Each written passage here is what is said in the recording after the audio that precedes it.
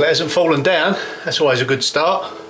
Right, I'm going to continue to work on the roof structure and yeah, get these rafters fitted. Still not quite sure what I'm going to do about the purlins yet. So these two timbers are going to be coming out. I'll just put a bit of tape over that.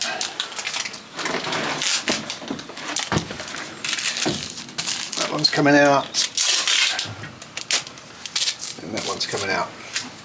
So I'm going to double up with my new rafters that side, work out the opening, double up that side, and start working my framework out. The roof above me is now supported, so that's not going to come down. And work out what to do with the purlin underneath. Like I said in the previous video, if I go on top, as I did with the one with the bay next to me on the left, with the new purlin on top, I'm going to lose the right level for me new window. I need them to be, you know, in the same line. So another reason why I can't come on top of this purlin with the new one is because we've got a timber that projects from the end cottage. Now this timber here can't be disturbed because it's holding up the last two rafters in the roof next to where we are, so yeah, it's quite a few things to negate. So I can't go on top with the new one.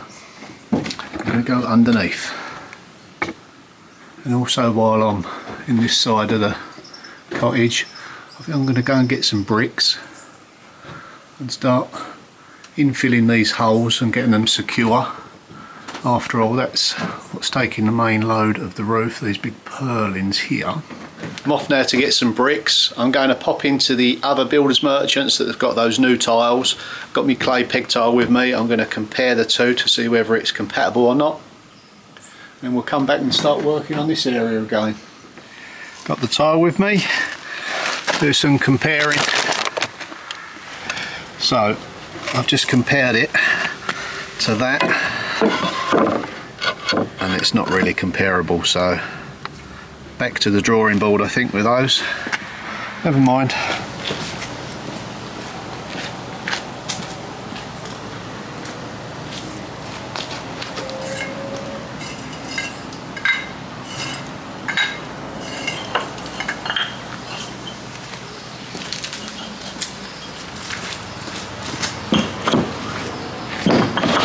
So I'm back home now. It was a shame about those tiles. It didn't look quite right, so I'll continue searching. Okay, right, I got myself some bricks, engineering bricks, some solid and some perforated, like so, and then some heavier duty denser ones. So if I need to pack out these purlins underneath, I can with those blocks. Okay, right, let's get back upstairs and fit that first purlin. It's these sort of areas here that I want to fill up with the bricks and get all this sealed off before the bad weather sets in. I've got quite a lot to do the other side as well, but for now we're just going to concentrate on this area. So I'm going to figure out how to get this securely fitted underneath there, like so. So let's just pop this insulation off. I've just temporarily screwed it on.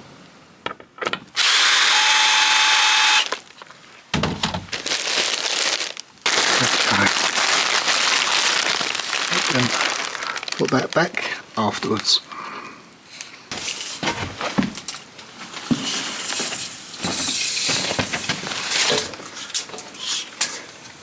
Sometimes the best way to measure is clamp an offcut of what you're going to be using. That way you can put your tape measure on the end there, and then I can go down the other end and get a more accurate measurement.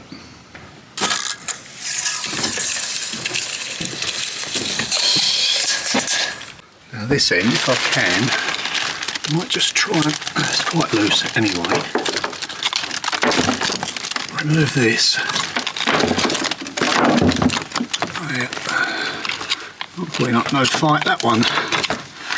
Right, okay.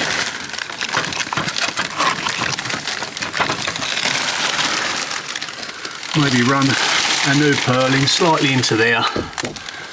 and then we'll mortar it in, make it nice and secure. Yeah, it's quite important, this bit.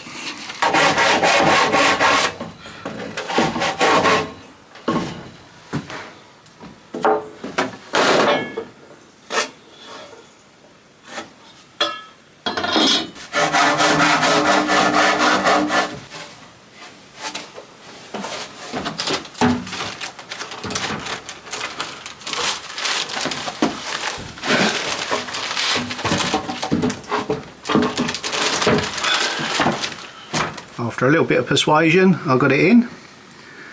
Because it was a junction where the other purlins met into here, I couldn't actually extend this over the A-frame.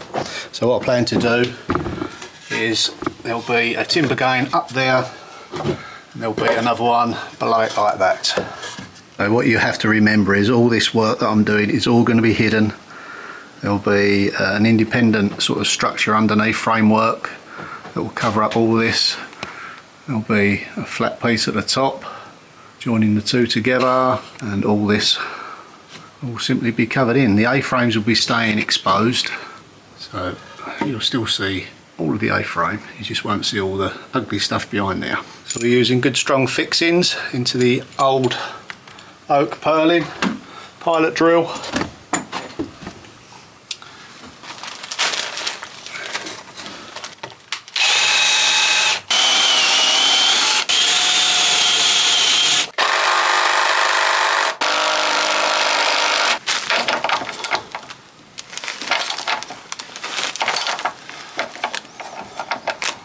I'm going to need longer fixings this end because that just ain't long enough. So I'm going to get some longer ones of these. It doesn't matter, it's clamped. I don't want it to go up any higher because it will start distorting the timber. Look at it, bricked up underneath, and then we'll work the rest around that. So I've got my engineering blocks, bricks, sorry. Probably going to use a solid one underneath, and then these perforated ones where the mortar can get right into it and they'll lock into each other, they'll go above. So I've also got some hardwood beech, I think that one's teak, some packers to go in between the two purlins so they won't rot anytime soon, so that's okay.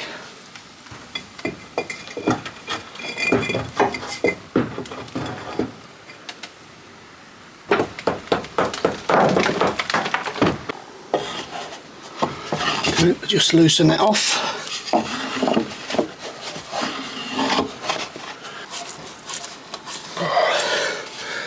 Well, that'll reinforce this new purlin as well, that thinner piece that went into the opening. That's great, I'll get a big long fixing through there. Yeah, that's brilliant. So same again this end, I'll just insert a packer through there. Again, it's hardwood. And then that'll just take up the unevenness of the old purlin.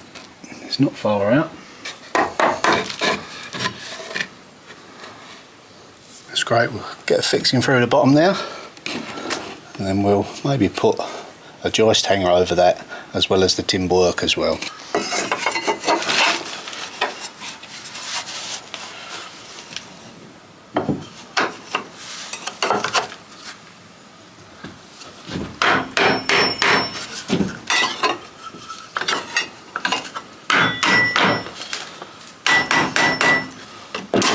Couple of temporary screws in there.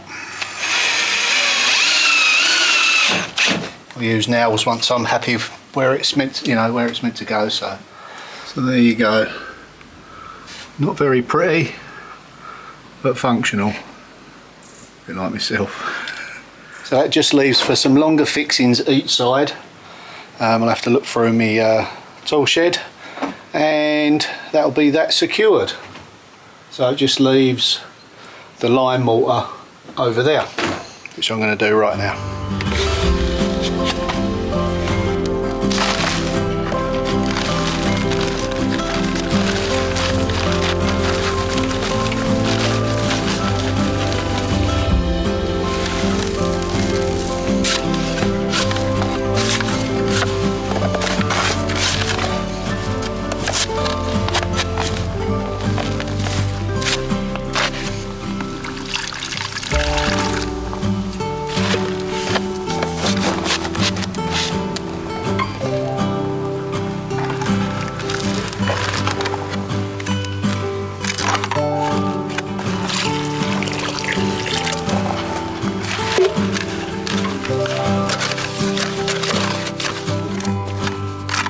So we'll start off by getting as much muck in there as possible. Muck, I mean mortar.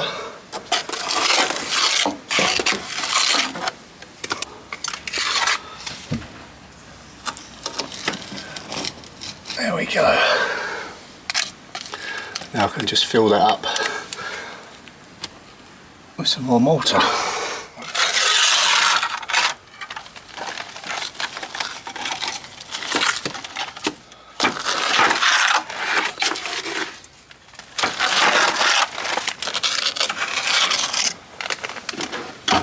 Now it's just simply a case of getting as much mortar in there as possible and fill it up with bricks and then just render it.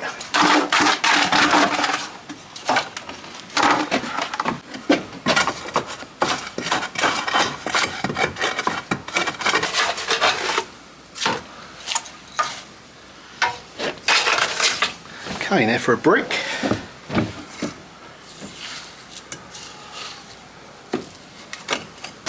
The good thing about using the lime is it breathes and it won't trap any moisture around the timbers, so that's okay. And with them being perforated, they'll all go in and help to lock it all together.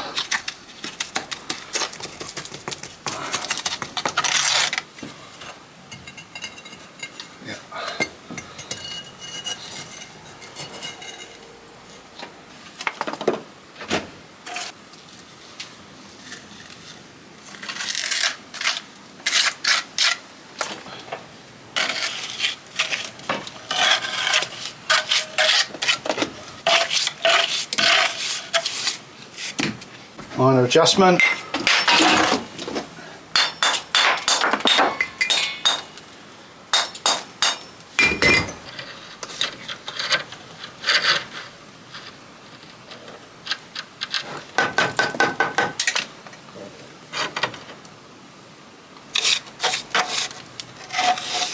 So while I've got some mortar left over, I think I'll go up and just put a brick just underneath that purlin and just get that set off, so when I work on it next above, it'll be a bit more safer.